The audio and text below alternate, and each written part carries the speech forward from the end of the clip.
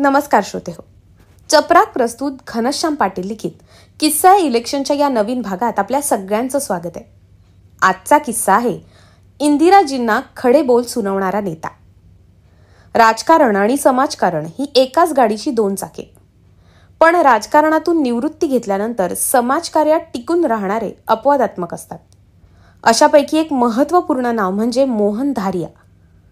पुणे महानगरपालिकेचे नगरसेवक ते केंद्रीय मंत्री असा अण्णांचा विलक्षण प्रवास आहे. राजकारणातून निवृत्ती घेत त्यांनी पाणी प्रश्नावर काम सुरू केलं आणि वनराईच्या माध्यमातून त्याला व्यापक स्वरूप दिलं. गावागावात त्यांनी अनेक झाडे लावली, बंधारे बांधले.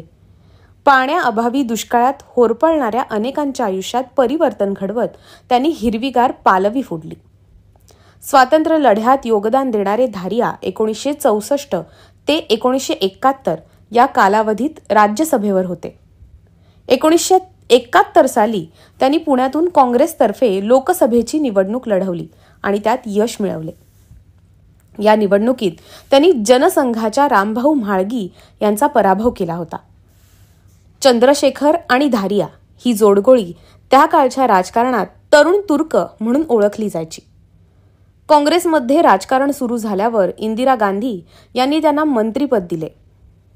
अन्यायाविरुद्ध मनस्वी चीड हा त्यांच्या व्यक्तिमत्वाचा भाग होता.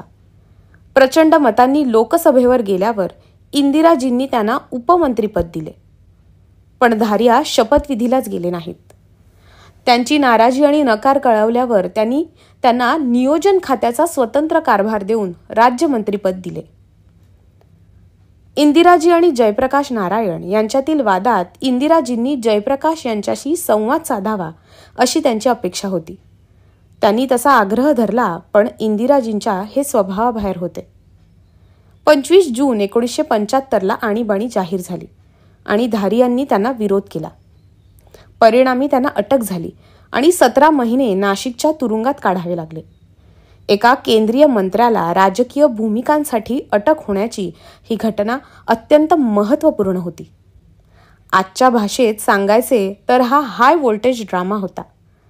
1977 साली धारिया पुन्हा जनता पक्षाच्या तिकिटावर निवडून आले आणि केंद्रात वाणिज्य मंत्री झाले. त्यांच्या संघर्षमय सफर या आत्मचरित्रात्मक पुस्तकात इंदिराजी यांच्याबरोबरचे संभाषण वाचनीय आहे. ते लिहितात, 1971-72 मध्ये मिळालेली सुवर्ण संधी आपण आपल्या हाताने घालवली. माझ्या आग्रहाप्रमाणे तेव्हापासून आपण मूल्यांवर व ध्येयवादावर आधारित वचनपूर्तीचे राजकारण आपण केले असते तर देशात दिसणारा असंतोष, बेशिस्त निर्माण झाली नसती. काँग्रेसची अशी शोचनीय अवस्था झाली नसती. ही अखेरची संधी आहे असे मी मानतो. धारिया यांनी इंदिराजींना असे सुनावण्याचे धाडस अभूतपूर्व होते. पुण्यातून अचानक त्यांची उमेदवारी रद्द झाल्यानंतर तेव्हाच्या काँग्रेसच्या एका बड्या नेत्याने त्यांना बारामतीतून अपक्ष म्हणून निवडणूक लढवण्याची गळ घातली. त्यांचे प्रतिस्पर्धी उमेदवार होते काँग्रेसतर्फे शंकरराव बाजीराव पाटील आणि जनता पक्षातर्फे संभाजीराव काकडे.